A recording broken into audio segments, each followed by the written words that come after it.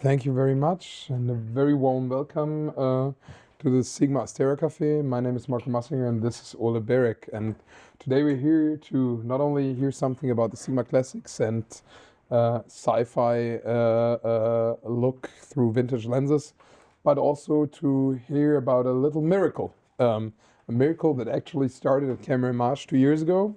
When Ole came here for the first time, he's actually self-taught. He's still, to this date, working for a giant shipping company in Hamburg.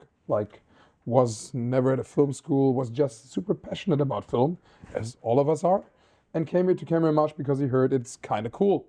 And seemingly he liked us odd folks and said, I want to stick around there, probably bring something there.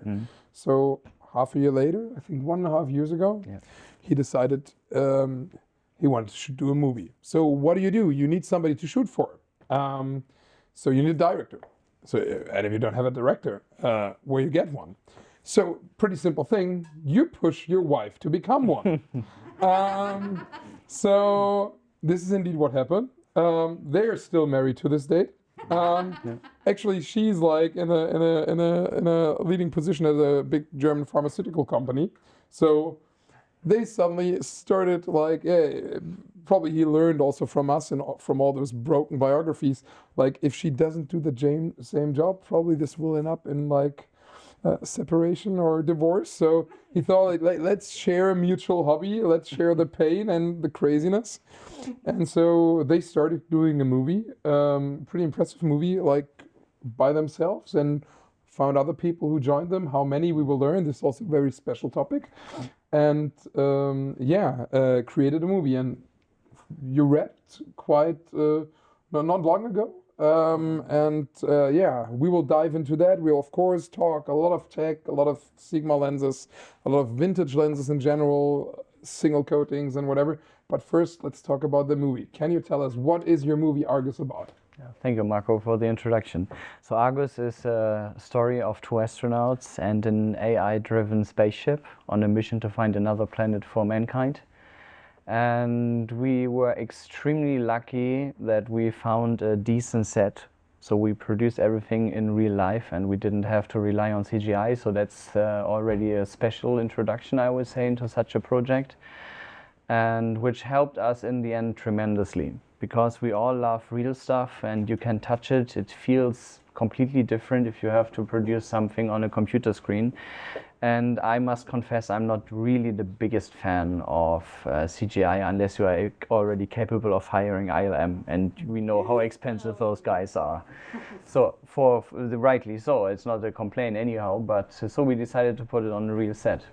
So the question is, first movie, self-taught, all by yourself, instantly doing a feature, not a short, and then a sci-fi movie with a spaceship.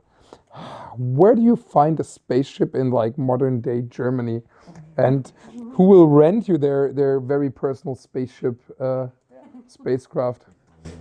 We have found a museum, so that was actually the idea of my main actress, to look around for planes. And there is a special type of plane available on the market, which are submarine hunting planes. And we found one in a museum, which I think it was built something around 1965 and decommissioned in the early 2000s. And that plane, and we're going to see it a little bit later in some behind the scenes material. It's a very unusual plane because it nearly has no windows. So it already looks like a spaceship, like a tube. And the windows it has, they are half spherical, so they are glass domes. And this even was much better. And as you might imagine, such a plane, after the usage of roughly 60 years, looks a little bit worn out, so we had to work with it and find a solution. But I would say to set the mood, I show you the trailer of the movie first so that you get an idea of what we did, and then we talk a little bit more about the behind the scenes stuff and later on some stills. The movie is called Argus. We are right now in the post-production. Marco said we wrapped not so long ago, which is true. It was actually in July this year. So yeah, quite still a lot of work ahead of us. Okay, can we dim down the lights, please? Okay, perfect, cheers. Where am I? What happened to the ship? We spent 3.5 years in space, and still no sign of life. Margo, we got a problem. They said space would change us. I didn't think it would.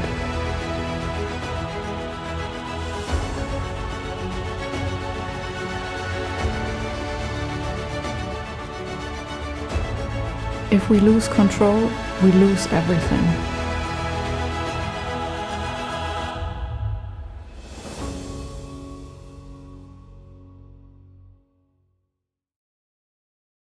And being here on a SIGMA panel, you actually shot on a SIGMA camera that is unfortunately not in production anymore, but you can get them used.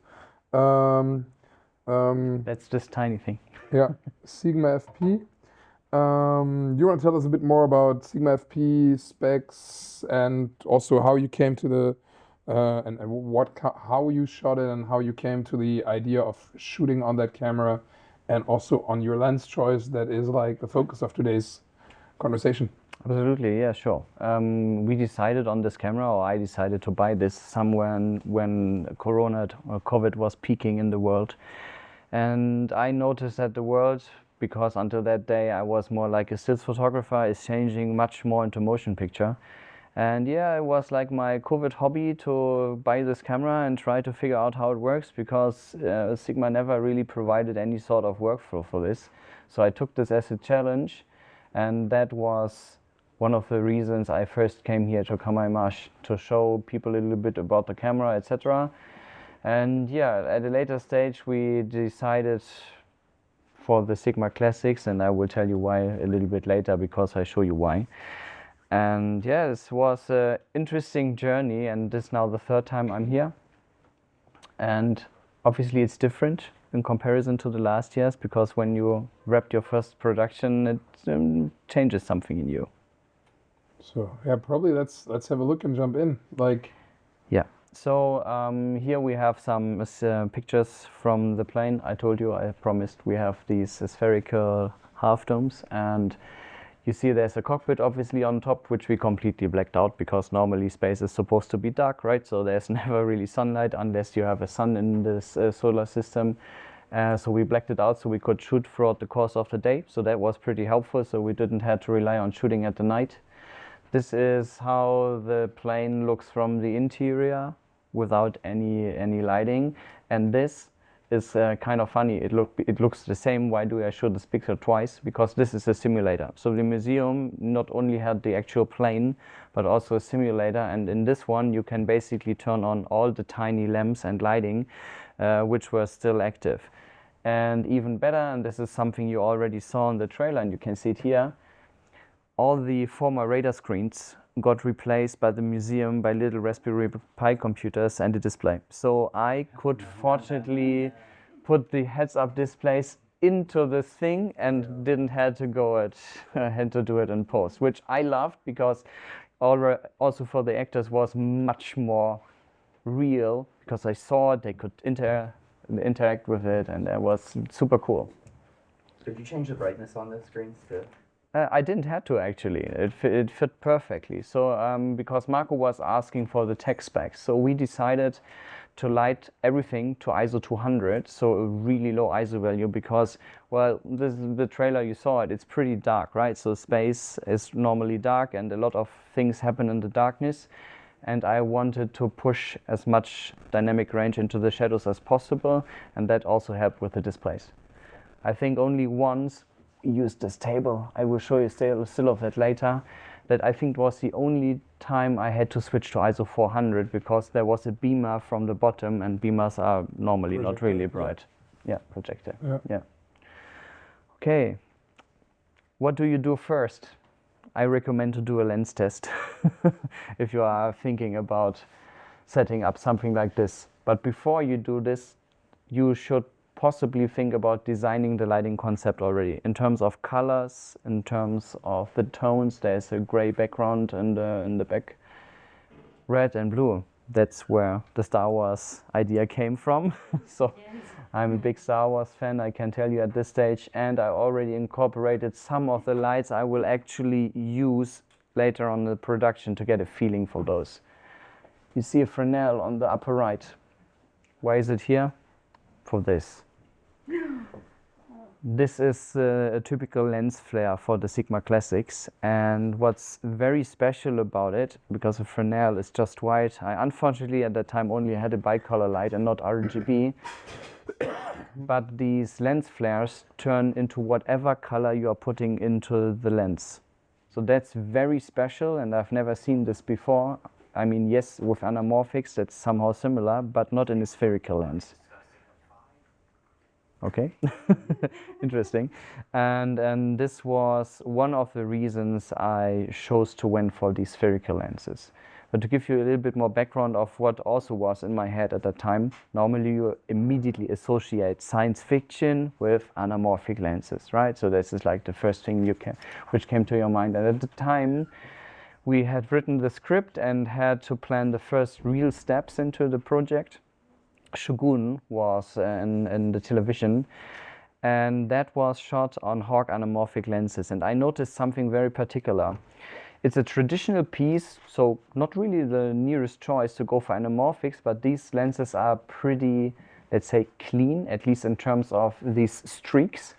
But what they do, being 2 times anamorphics, they keep candle lights, the flame itself, oval in the background. And that only makes sense because if you use spherical lenses, it turns round, right? And flames are oval. And this changed something in my mind and my perception about it. And I said, yeah, well, just look at modern days light fixtures. Just look above, by the way. We have so many light bulbs above you, and they are round. So it only makes sense to have a certain type of continuity to maybe shoot spherical. But I still wanted to have some anamorphic vibe. And then this is where Andreas from Sigma called me and said, yeah, maybe I've got something for you. Maybe you could try the classics. Yeah, and then I did this lens test. By the way, this is on YouTube, on my channel. You can find it under my real name, so that's easy to find, I suppose. And I tested the full set without the 65 because that wasn't in the box at that time. Plus, I also tested black pro mist filters, which strengths I possibly want to use, right? Because we had him and her as the main actors, and with her you usually want to apply some sort of filtration, and I went for the full project for an 1/8 strength black pro mist. Despite this lens is already having quite a lot of character, I must say, but I wasn't afraid of putting that on top because I simply like that. Yeah. Oh, yeah, there's a question already, sure. Did you try anything else as far as like, between the taking lens and the sensor, as far as like fishing line or blue streak filters? No. Or No. painting the back of the... I wasn't that far at that time. Okay. 1.5 years back. I've read about these things existing, yeah, that's for sure, but I never tried something like this before. So for me, the obvious choice was just putting a black pro mist and try the strength, right, to get a feeling. Yeah. Honestly, for me, it's crazy. Like, Ole came here as just like, I would say as a CamerImage tourist, like not even like you have never worked on a set before that, like never been at a feature film, not the assistant, not the traineeship route, and honestly, doing your first lens test for your first project and already setting up a lens test like this, I was pretty like I've been in the industry for roughly 25 years.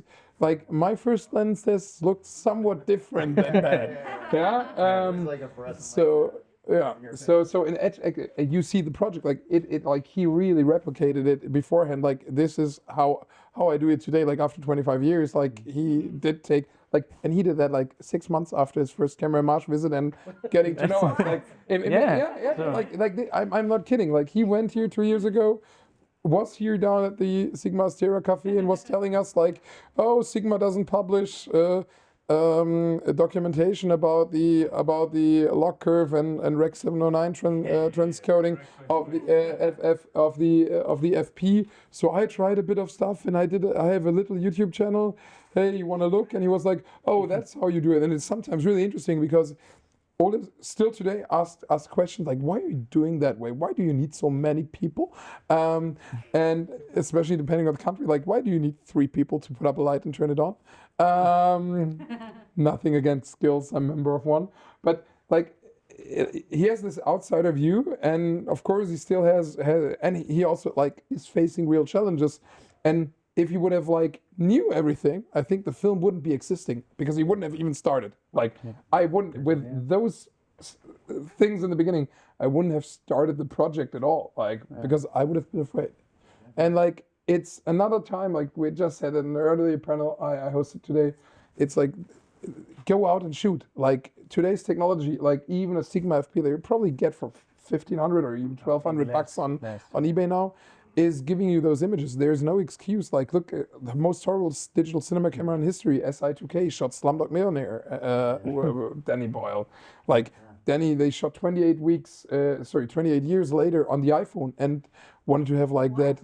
Yeah, 28 years later was shot on the iPhone. And fun story about that, I sat here with him last year during breakfast and he told me, Marko, you know what's the issue? The iPhone 15 Pro it was. It looked too good. Like we had to tune it down because we wanted that mobile look. Like you're at the point in time where your iPhone is looking too good for your global major release, yeah, because you want to have the aesthetic, yeah, and you have to tune the iPhone down because they wanted to go for a shitty mobile aesthetic. And it was of course worse than the cinema camera, but it was not worse enough to really make the audience feel it.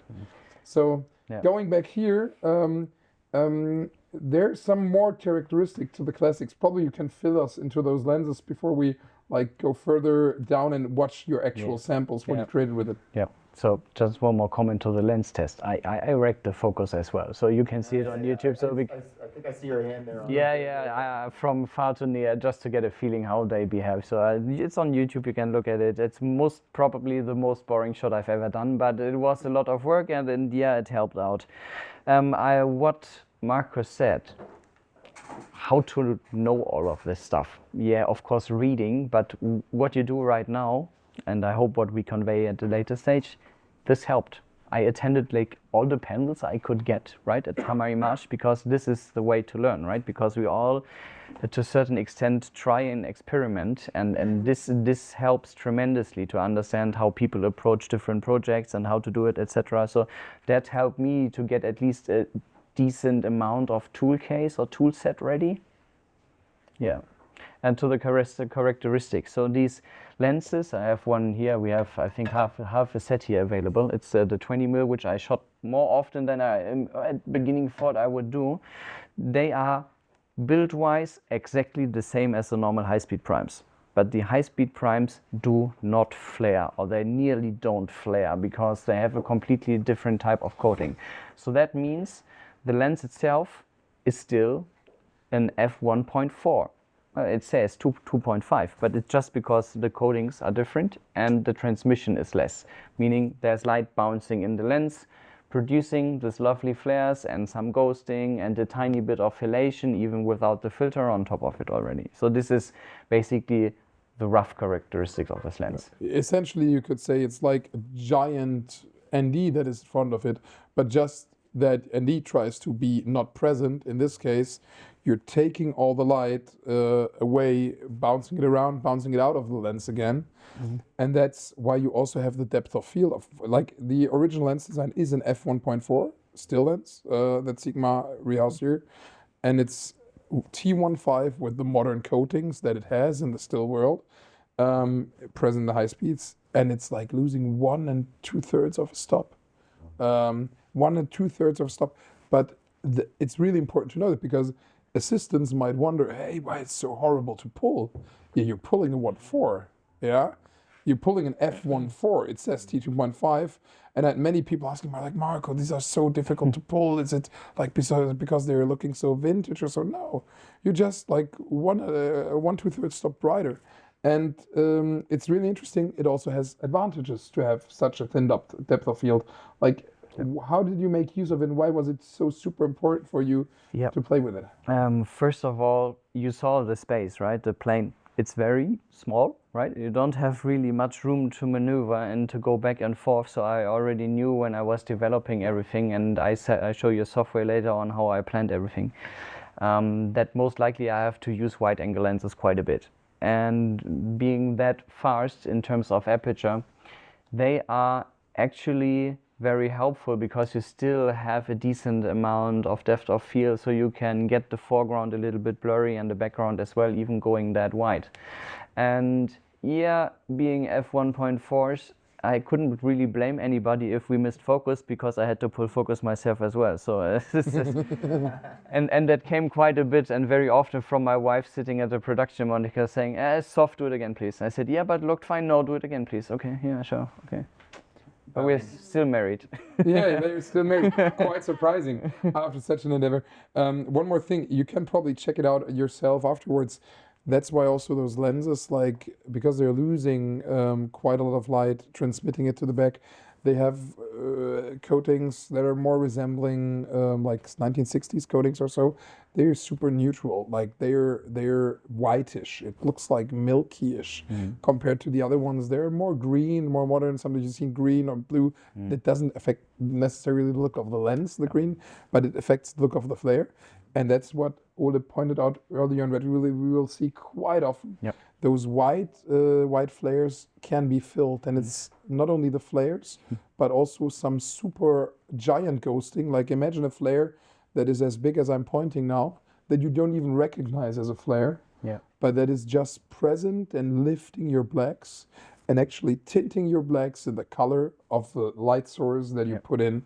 And Ole made super quite a lot of use about it, also in terms of real storytelling aspects to convey certain impressions with the audience subconsciously. So what I learned at CamerImage, I think it was last year, is that basically preparation is key, especially if you don't have any sort of big crew available. And let's reveal how many people we were. At maximum 6. Normally like 4, including the 2 actors, by the way. And it even happened once, full weekend of shooting, where I was completely alone with my main actress and didn't really want to sacrifice on quality. So was like the worst situation we were in. And I used this software called Satellite 3D. I hope some of you already know it. It's a very, very cool tool, and I rebuilt after I measured it at the recce, the plane. I rebuilt it from basic shapes, and in the software it looks like this. And I think it will remind you somehow of what I shot later, and that helped by everything, like the lens choice, the aperture, the lighting concept, etc. And my wish was to incorporate lighting in a way that people believe that these lights are the actual lights in this spaceship.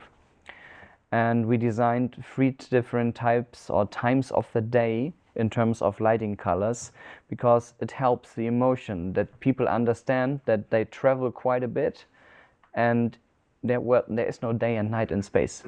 But still, we are human beings and we have to feel something like night and day. So this is what you see right now is the night setup. So the red key and the bluish fill. So that idea I stole from shipping, from vessels, because red light is preserving night vision on the bridge.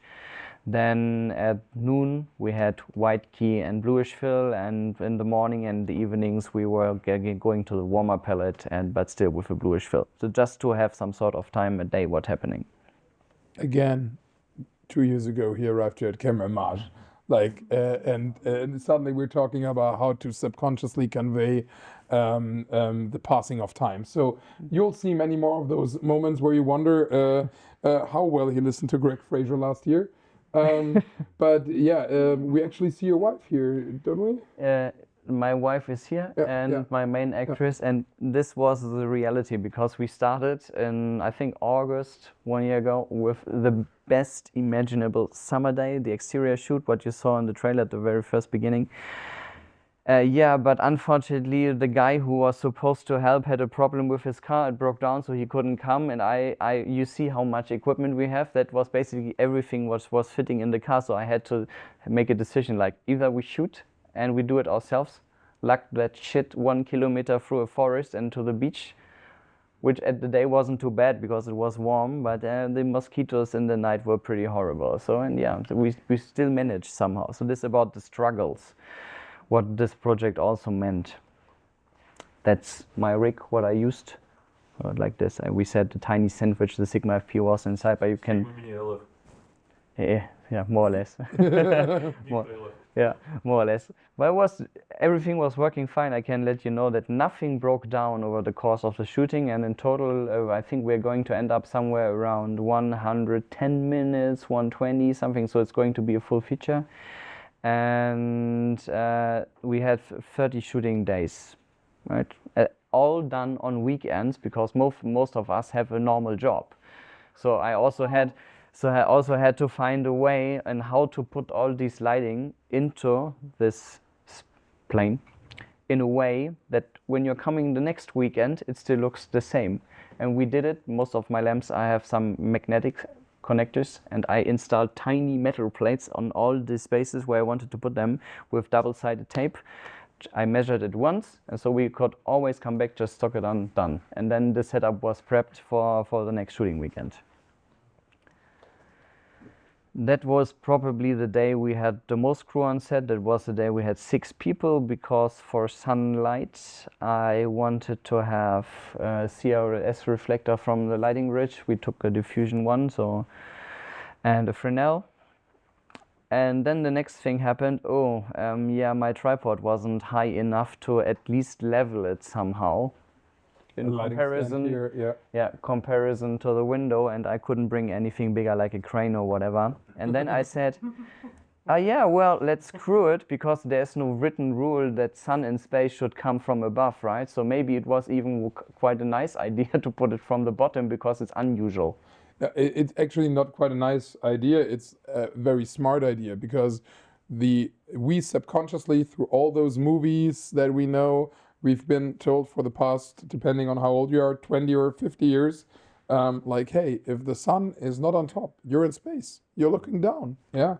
The only way to look down on the sun is either you're upside down, but that's super rare in movies, but it's typically you're in a spaceship. You're looking down on the world, you're looking down on planets and down on the sun. So our subconsciousness already tells us, okay, it's space. You don't even need to see the rest of the movie. And that is super cool. And there are many other topics where you're making use on predeposition of our mind state to probably save some money and tell your story. That's great. That is movie making. Do we want to talk about money already? So I think that's a good topic. Keep that for last. Okay, keep that for last. Okay, then we continue with the behind the scenes stuff. So I think but this is average. You mentioned here 6 people in total. Yeah. What was your average crew size? And please, 4. Who did do what on set? 4. Just to be honest, it was my wife as the director and me. Crew-wise, we are still married, and the 2 actors. And did you also do sound, or did your wife do? No, we also did the sound. I think I can show it pretty cool in this picture. We hit the microphones because the ceiling is extremely high in these racks on the side. You mean low? The ceiling is really low, so you couldn't really boom it in a proper way. There was one scene where they were sitting, that was possible, but normally we had to hide the microphones.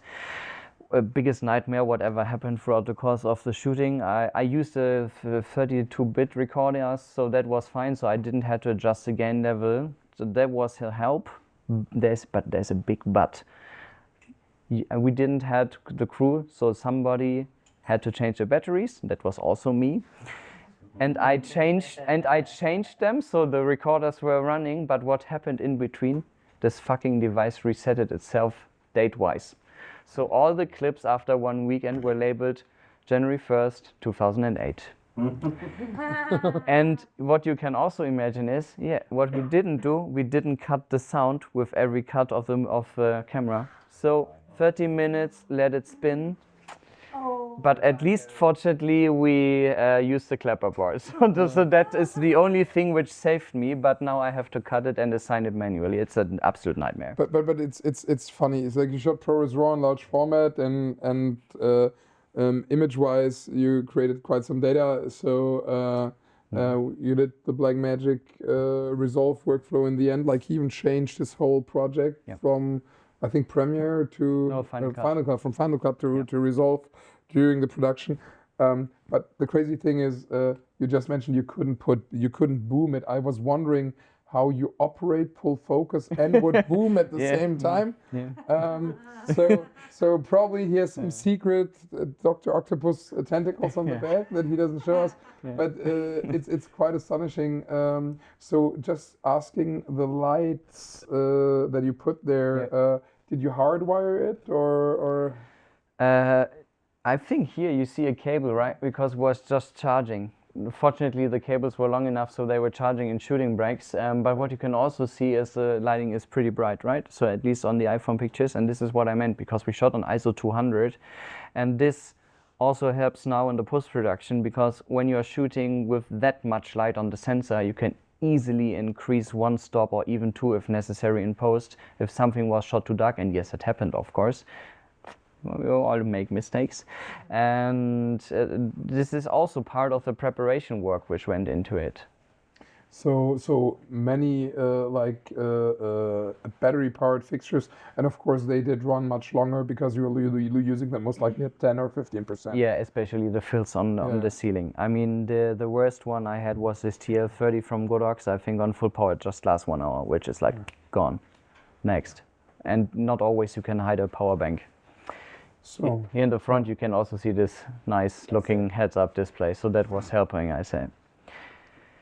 We basically, and this is where the reason I put this in, we exploited every corner of this thing, every corner. And there's like below, so this is one level downwards from what we saw earlier, and this is like, I think something like the bomb bay, to be honest, of this plane. It's like Millennium Falcon though. Yeah, and we also use this, and there was barely enough height so that I could even see what's on the display. And this is where it happened most of the times, that my wife was shouting at me and saying, yeah, soft, okay? And we didn't have intercoms at this stage, so she was shouting from above, and I said, I'm stupid because I had done it 10 times or something, and yeah, but still, happens. Yeah, this is me working, plus you see a big jacket, right? It was really cold. We shot over the course of the winter. At one time we had like minus 10 degrees, and the script calls for a moment where the electricity of the spaceship is breaking down, and guess what? The electricity in the actual plane broke down and it never turned back on. So at this particular night we had to lay down, I think, roughly 300 meters of cable to get at least the fucking heater plus one light on. And it was really cold. So, and yeah, but then I was in a really bad mood at this evening because we had to change the shooting order. We had to find a solution for this because even in the actual plane there are some tiny lights normally, and they also didn't turn on. And this is due to some water leakage they had, and in the military plane the transformators are built in a way that they don't use a fuse, because this is nothing what you want to happen in real scenarios like in combat. So they just, at a certain stage, they just blow up. Nearly was on fire. Well, we were lucky, but it wasn't us, right? So it was just a leakage of one window. Okay, so let's dig into some of the stills, because this is one I also used in the trailer. He is searching for some cables, so for the reason why the electricity is breaking down. Oh, and don't show it yet. And you see all control the lighting very well. Like it's low contrast, but it's looking absolutely normal. Like those lenses can do very funky things, but you can tell your story as long as you're careful. They can actually absolutely ruin you if you have some commissioning editors or producers or even a director on set who doesn't like it and you don't manage to control them. All it did, but and actually managed, and it's also impressive for like your first big project, to not only like control them but make use of their special characteristics. What is the saying you always used in your panel, Niels, about the prescription? That what we should do as like medicine? So in pharmaceuticals, it's called off-label use, and that's where the fun starts. So yeah, but yeah, now this happened at the first time as a mistake, and then I said, do it again, please. I think the focus was soft because, as you saw, it's in the bottom. And I said, yeah, we have to somehow incorporate this, because I really love that he's like searching around with the flashlight, and then it's like, oh my God, this is perfect. Thank you. And this. Possible to dim these down? Oh yeah, sure. Yeah. Sorry. No, it's a good idea. I want to see the shadows. Yeah. Can we dim the lights a bit more? Even more? I think there's two. Oh yeah, thank you. Sorry? Less fuel. Yeah. You need to Yeah. increase fuel light. Yeah. It's better? Yeah, much better. Okay. So, yeah, and you also notice, like, if you go back a bit back, This one? you see we're more violet, reddish, and you suddenly notice how that light turns the whole image cold blue. Yeah.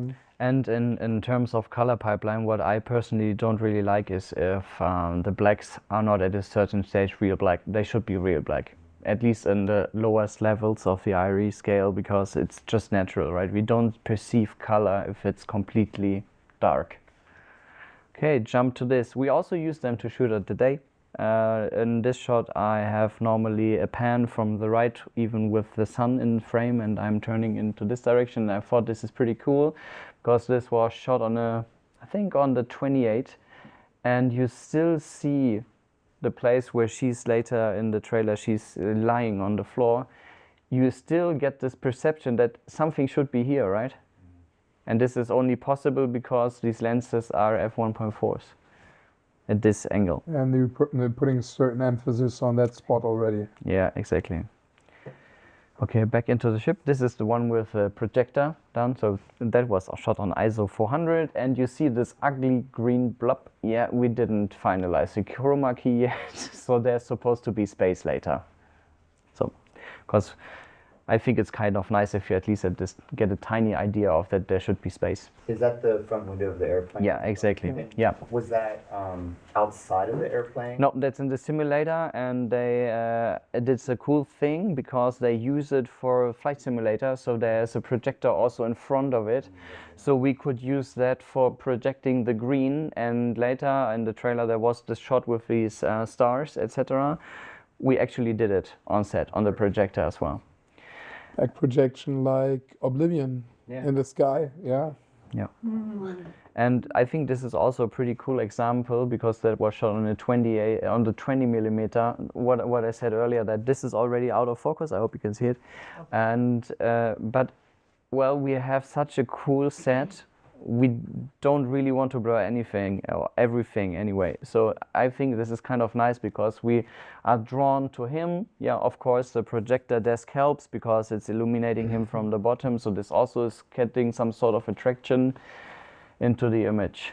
So I think this shot is really important why sometimes you could use high aperture lenses and especially when you're in confined spaces, because sometimes I find it really, honestly, ugly if people are shooting wide open, long focal lengths, they blur everything out, they don't show the marvelous work that our art departments do, and the tendency to shoot everything wide open that was present during certain years in the early 2010s was kind of sad. But in cases like that, and I don't mind shooting at a 4 or 5.6 or even an 8, but in a case like this, I would have pulled that chair if I wouldn't have had like the large format, or he had the large format. It would have, even as a viewer, it would highly bother me. Like if that would be in focus, would just be a contrasty blob. But it melts away. The very low con lens helps. But then it's like just the f1.4 opening that blurs it just enough, so I don't care. My eye just subconsciously goes for the man in focus, and suddenly then it gives us depth, and it helps me greatly to orient myself. Like I was already lucky enough to see a bit more of that movie. You're in a confined space, but there's suddenly stuff happening everywhere, and some problems appear and so on. And when I watch it, due to the fact that I have this foreground and middle ground and background, I always understand what he's trying to tell me, what the issue is, why he can't get somewhere, where whatever, and what is breaking down, because I get such a good sense for the space.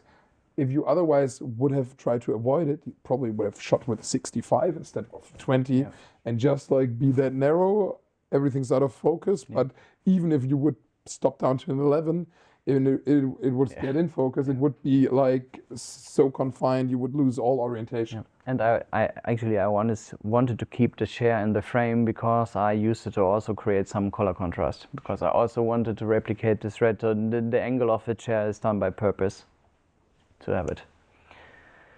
Okay, this is another shot where he's leaving the bridge, so similar 20 millimeter, so you see it switch off. That always is a sign for, oh, it's in the actual plane. So let's review this.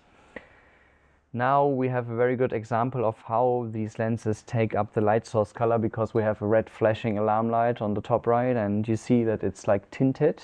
And this is due to the fact that they take up this very easily. And yeah, of course, using haze helps. Oh yeah, I dare to use haze, huh? A lot. If that was healthy, I don't know, but I think it just looks cool, so we had to use it. But something is breaking down in that moment. Yeah, That's something why is you have the breaking, yeah, alarm. so it's extremely hazy. You see it's on this side, there's something machinery like starting to burn. Ole, Yes, of course. just to reassure myself, you are using it on a normal shot as well, the haze Yeah, inside the yeah, plane? 100%. Of course, not to this level, but every time. Yeah. And how did you keep up with continuity then? Wasn't the plane leaking No. somewhere? Like, The plane, no, the simulator, yes. And then I was at a certain stage completely sick and tired of this, and then we just put some, I think there was some muslin over these windows because they were open, just to try to keep this airflow down. And using a good hazer helps, of course. So something like where you can set an interval of how much it puts in.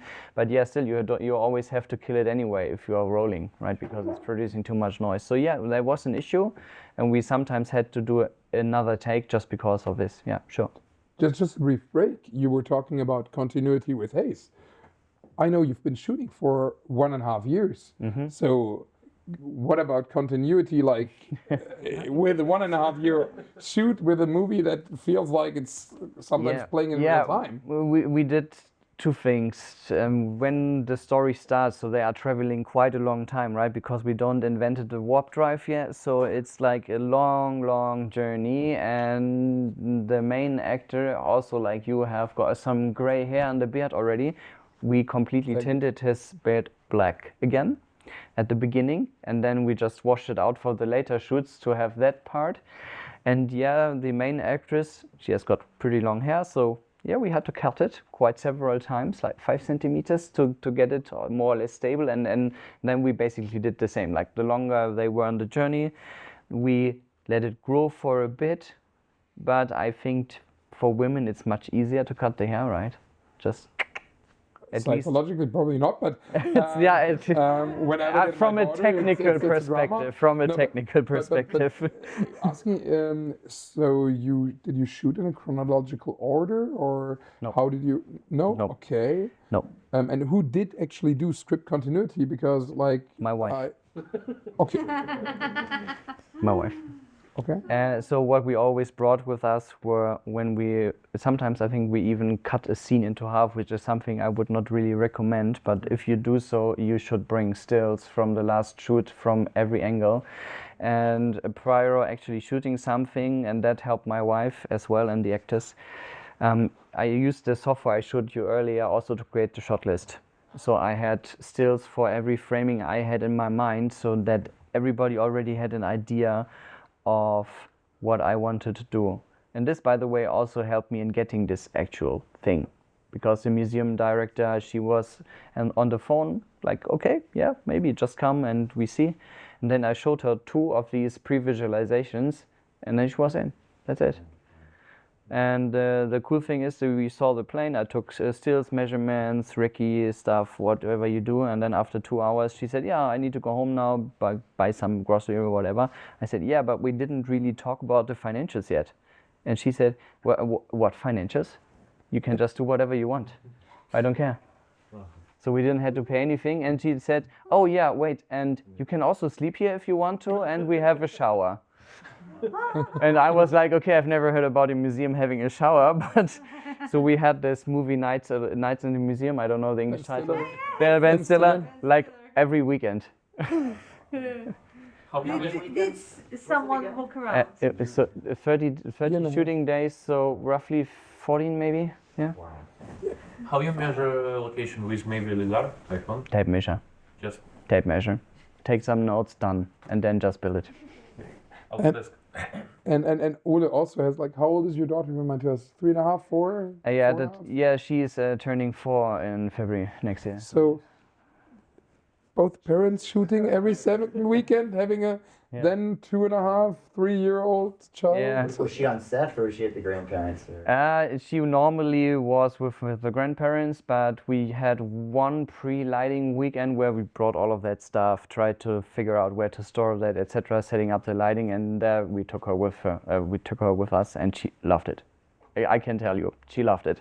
The biggest imaginable playground, and she was super funny. She had like a very cool jacket and one of these hoodies, and she was like, "Oh yeah, I'm part of the crew now" or something. And she was like walking a certain way. That was super funny to see.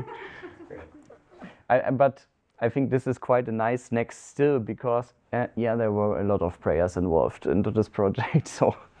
And it's also quite a nice one for showing what the lenses do because you some sort of get a streak. I hope you can see it because it's like maybe mirroring a little bit. Yes. There's some sort of a streak just by this tiny lamp. So this, I can only repeat myself. They give me a certain vibe, a sci-fi vibe, which always is somehow influential.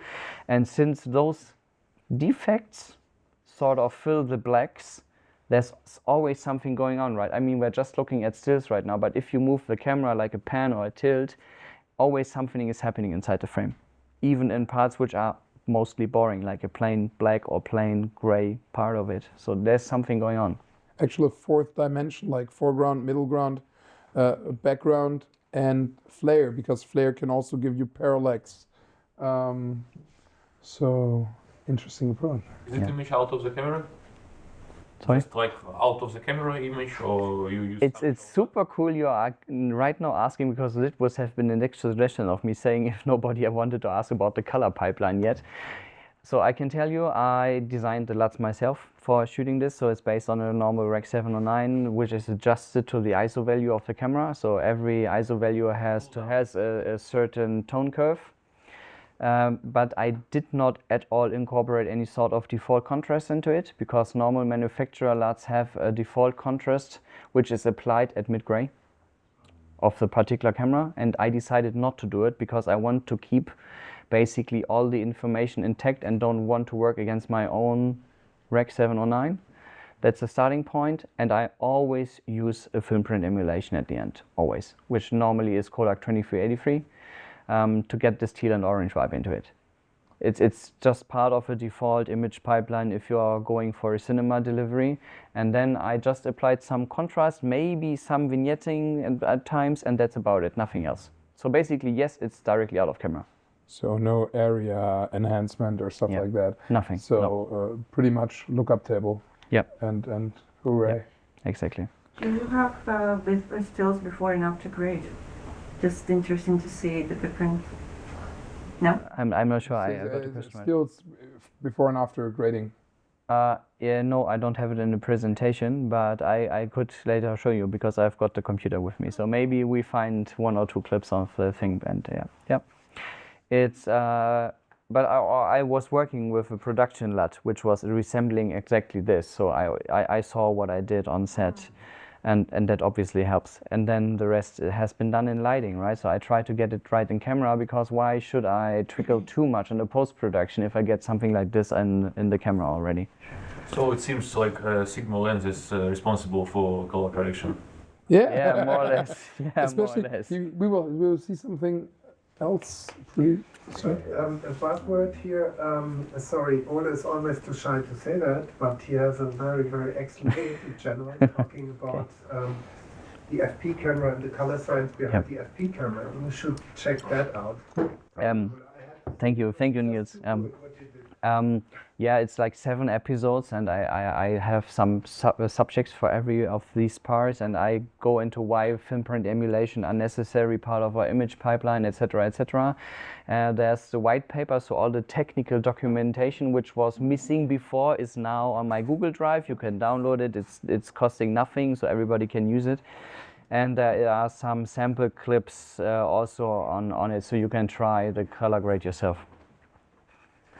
So why'd you guys discontinue this camera? I'm also a cinematographer. Probably it didn't sell too much. I would assume. Andreas, where are you? Is he here? Andreas, why did you discontinue? Special reason. Okay. Like Okay. Nobody in this room is responsible for the list. yeah. To be to be like a pitchfork or a torch, but I'm just curious, like. We're all To- FP lovers, and you should maybe grab one on eBay. yeah, they're pretty inexpensive. They're probably fall further down. I would honestly, it's go out and shoot. I think there would have been easier cameras to do that production with. So Yeah, absolutely, if yeah. Ole is shooting or is creating that with an FP, just imagine what you could do with, like, not talking Venice 2, but or LX265, but even like, because I just did the panel for them, Nikon ZR, like $2,000 camera, like 5 years more modern camera, internal wall, whatever, and you would have a much easier time. We're already talking vintage look here. Yeah. Yep. But on camera side, because it's like a very vintagey sensor and processing, but it's not like the cards you're dealt. It's how you play the hand. So and he played the hand pretty well. Yeah. One recommendation, if I may, I would suggest that because I know that a lot of people and we all like new tech stuff, but I think that some people are just buying new cameras too often, just because they're cool and fancy, and don't do this. Just try to understand your tools and get it right, because this is giving you some peace of mind on the set, because you then simply don't have to think about this thing. You can wake me up in the middle of the night if you sleep, or not going to tutu, by the way. But I know how to operate it. So there's not a question I have to ask myself. It just does the job, full stop. And this is what you want, because you want to focus yourself and your energy on the creative process and not on the tool. Sure. This one is the next really cool example for the flares, because it was just this tiny red alarm light on the helmet, and it's like filling, let's say, the whole space. Is it possible just that we kill the front light for a second fully? It would be super cool. Yeah, I think you can see it a little bit better. Do we also manage to get perfect? You know, can see it? Yeah, this is perfect. Yeah. Oh, it looks like Alien though. Yeah. Well, And it's meant to freak you out, this scene. And you know what? Yeah. It's crazy, because what it makes with you, it's just the light of a helmet. But what does it do with you subconsciously if it wanders around the frame? We're all taught a red light filling the frame. Normally you would need a distracting red light, but that kills cinematography, that is bothering you. Don't want that in every shot. But having that in the scene does the same as the blinking light, because a room filled with red light, there must be alarm. Like, no matter if you're on a submarine, on a ship, or if it's Darth Vader running around like your rebel ship with his and I think Star Wars made a big impact, like red is perceived as bad, especially since then, like neon red. Yeah, the siren, yeah. And you manage like to convey all that, because the lens takes all that up and colors the image, and that is something with some anamorphics probably, but you're then going more in the, luckily they're much. But I like how you have the blue there too in the bottom, or at least that's what the monitors are using right now, and I like that overall like. That just blew our light. Yeah. And just imagine this still in a moving version. It's a point of view shot, so it's already per se extremely strong, and then you are having to imagine yourself like this ringing ears, like you have a very strong headache and you're just waking up from it. This is how this is meant, to underline this. And then we just need this tiny light and it works. Oh, are there any aliens in this movie? I'm not gonna reveal that at this stage. This is an example for the more warmer color palette, so early morning, evening, because I have a duty, and this even goes as far as the production design, which we also had to do ourselves. They have two types of uniforms. So they have a day uniform with the rank stripes on it, and they have like a polo shirt for off-duty work, because normally you don't sleep in the uniform, right? So we also incorporated this aspect, and I didn't want it to go for white and black, and that was a nightmare. I I still cannot believe it. The only supplier who was able to do this is a company from the US, because I wanted navy blue. And for her, something which looks nicely, and most uniform cuts are really awkward. Honestly, when Ole showed me some of those stills and also his footage, probably go back for a second. Yeah. I was wondering, like, did you find especially like last year when he was already shooting like for half a year, like, did you meet a friend from ILM or have a new friend from ILM? When I was looking at his face and wondering like what did you do? Because I know those, like, it's become a theme since Tom Cruise movies, like Top Gun Maverick, like the first flight in that super fast jet, or also in his Mission Impossible movies. He always has that face light in his diving masks. Like, he most likely, his character would only see himself against the dark abyss, like probably enjoys that so much. But like probably you will share with our audience how you managed that. Was it ILM? Yeah, I wish it would. No, but it's actually a €6 thing from Amazon. It's one of these Chinese party goggles, and if you look closely, there's something like spacecraft written on it. But the idea was first, on his bridge duty, to look a little bit more sci-fi. I wanted to have something like this. Plus, it helps with the skin complexion, because even dark parts of his face are still somehow preserved just by this ring light. Whenever you were selecting your lights, did you go with an ecosystem in a sense as far as manufacturer to help make your life easier with like apps or whatever? Yeah, well, it's definitely coming in handy that most modern lighting fixtures are somewhat app controlled, that's for sure. We don't use, or most of these lights are not DMX capable, so blackout was out of question basically. But since they are all from Godox and they work in the same app, that's working fine.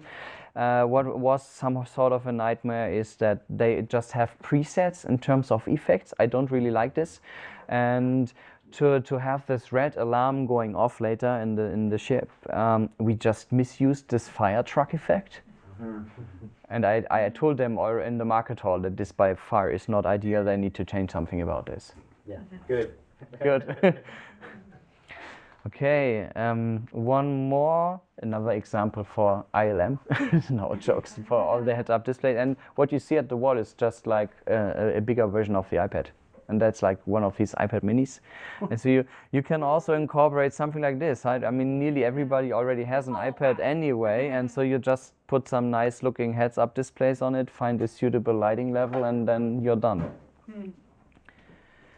Yeah, another example for more warm and cold. One of the scenes where I could actually boom the microphone, so because they were talking a little bit, so that was helping in that case. I put it on the light stand. I can reveal. I didn't had some jacket for it. So.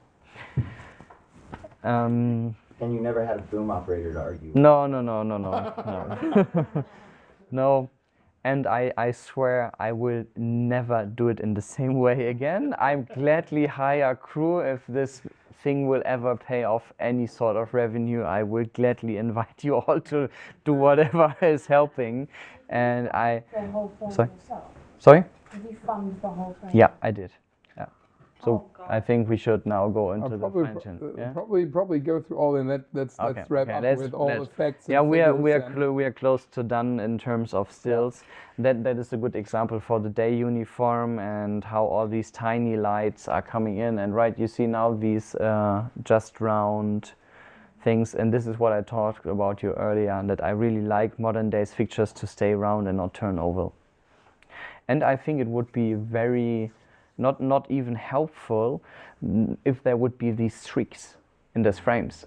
I would just think they are distracting. I mean, in a really big set, right, like on the bridge of the Enterprise, J.J. Abrams, hello, that makes sense, right, because it's just a tiny part of the frame. But with this type of framing, that's getting some sort of difficult. Yes, or the supremacy. Yeah, exactly. One more. She's cooking herself. One night uniform, you don't see the stripes. Yeah, exactly. And not get the time of the chance to have the feeling of time is passing. Like there's so much also. There went so much thought into art direction, like costume, set design, and of course you didn't have a costume designer. No. You didn't have an art director. Yeah. Didn't have a production designer, or you had one. Some are probably Like wife? you must your wife, or you must be somewhat schizophrenic and do it with yourself. I was wondering how you argued with yourself, being the producer in all those departments.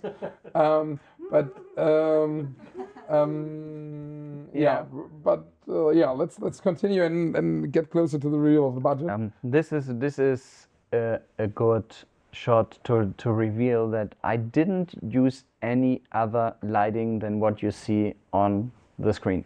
There isn't anything which is illuminating. There was just one exception for this, where I needed a little bit more wrap for him when he was turning too far away from the lighting source. It's just, let's say, the built-in practicals, nothing else. And then, so, but did you sometimes just bring in a bounce card or something? Nope, like that? Never? nothing. Wow. And the walls were like this tinted gray beige, basically? Yeah, exactly. All right, so that helped, sure. If it would be white, more difficult. And if it would be black, horrible. Yeah. But then I would have to bring bounce boards. I had everything with me, don't get this wrong, right? So we had a lot of equipment available, but I never felt the necessity to actually use it. Yeah, I mean, if it looks good, then thank you. Shoot it. That's one of the last stills. I absolutely love it because it's one of these moments where the red alarm is going on and off and she's like just staring, what the hell should we do? And this is what the scene is about. And yeah, these were also built in, they are operating still. So if you flick the switch, it's turning green or red. I absolutely love it. We used it in the story to adjust the autopilot, for example, of the spaceship. So it's helping, it's real. You are, with this type of lighting setup, you're not even limiting your actors. They can do something, right? So they can play with it and they actually use it like they would use a real spaceship. And that, I hope, later stage will help to underline the storyline. Absolutely.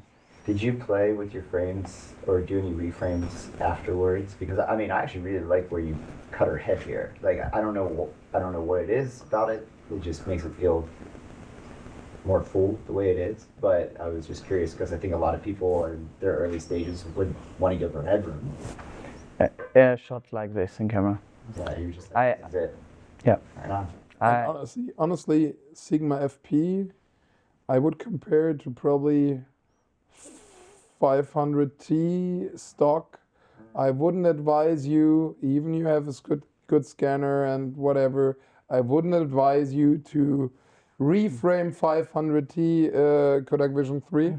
And I would advise you not to reframe your Sigma FP, knowing it pretty well, because you magnify the noise floor and the difference in like signal to noise ratio, because you're magnifying the noise, would get pretty visible and actually intercut pretty badly if you have like even surfaces intercutting into each other, especially like with such a muted look. The audience has an instant comparison and would suddenly be more present noise. I'm actually sorry. I should have said it. Because you could move the frame up or down. Up and down. I could. It was. I could, but I used Marcus on the shooting day. It was shot in DCI 17:9, so DCI 4K, and it's a DCI scope delivery. So yeah, you're right. We could move it up and down a little, but I decided to shoot like this. And again, it was on my shot list like this, so I did it in the software already. So maybe you have at least one shot with clear portrait, because on test, the first image which you show with the bulbs behind you, you have like cold light, but with white light, with natural, like you understand. Yeah, white and blue. Like you mean in the trailer there is something. Probably. Yeah, exactly. With, let's do this. This is my most valuable slide I wanted to show you. We do it for the fun, guys, and this is also part of it. Lovely summer evening, barbecue, night at the museum with a lot of beer, drinking something nice. That's basically the core crew we are seeing here. This is why we do it. Don't forget the fun part. and never cancel the rap party, my recommendation. And since Marko said, let's talk about the production, hey, I was a producer, I would never kill the rap party. Never, ever. we budgeted in. So, and I think now it's the time to reveal about something about the actual budget. If we factor in all the equipment I needed to buy to make this happen in a professional and let's also say safe way, like proper light stands, sandbags, counterweights, whatever. Everything in total was possibly around 100,000 euros. The lenses were provided by SIGMA, so I didn't have to pay for them, fortunately. But the equipment isn't gone. So let's subtract the equipment because you can still use it, and I hopefully have ideas for another parts. So maybe more project than just one. We are just talking about 7,000 euros. Cash for all the cost securing, which is super impressive because you got the location. Honestly, you could with certain rental houses probably ask them to help you out because compared to feature, like it's not really much that you have there. You could get deals like that. You probably get some fewer lights, or just take the old stuff like the orbiter. then you would probably get more. That is dirty but true. No, but the stuff that's not really used, and they're probably keen enough to help you, hoping, and especially if you show up with that Priebus and that camera test, they're probably willing and hoping for 2 years from now he'll probably be a good customer. Of course, like a year and getting it back and forth is a big ask, but I think getting yourself a spaceship and a hotel and a shower at the same time is a big ask. And you mentioned you really slept there on like air mattresses? Exactly, air mattresses. He's still married. Yeah. We had a double bed air mattress. Probably because of that. Yeah. No, but what's really mesmerizing for me, those 4 people, and of course your cast was most likely required to help a lot. Yeah. These 4 people were like there 80% of the time, and not anybody else. Like that was the crew behind and in front of the camera. There's my daughter. That was on this pre-visualization weekend, and you were talking about how I debate with myself. I did this a lot. I can give you one example. We just at the beginning had 2 of these 60 centimeter tubes. And then I figured out if I shoot in this direction, it looks cool, but what to do on the reverse? I said, yeah, okay, if I have to re-rig it all the time myself, that takes ages. And then I pulled out a calculator thinking about how much time does it save if I would have 2 more? And then I figured out maybe we are in total having to need 1 production weekend less, and buying food for all of us, inclusive these bottles, for 1 weekend more would have been more expensive than just buying 2 more. And then the producer said yes. So you paying the actors, or was everybody working? They did it for me, and we negotiated if this would ever turn into revenue, they get a percentage of the shares. So, what a miracle! Like just think back 2 years ago, CamerImage tourist, now panelist, and hopefully next year, probably around here, showing a movie. You already had something to show. I think with all that in mind, let's have a second look at it. Shall we? Want to see the trailer? Lights all the way. Yeah. Kill the front lights, and then we'll see the trailer again. Yeah, it's cool. Where am I? What happened to the ship? We spent 3.5 years in space, and still no sign of life. Margo, we got a problem. They said space would change us. I didn't think it would.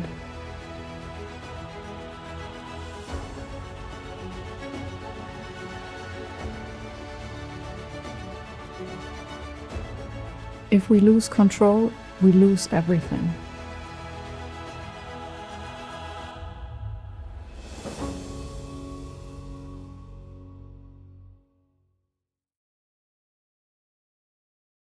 That's it. Very much. Yeah. Thank you all for coming. We are here. We are just now starting into the networking part of this evening. So if you like, we would like to invite you for a beer. And we already put one of the classics on this camera. It's, by the way, the Fujifilm Eterna now.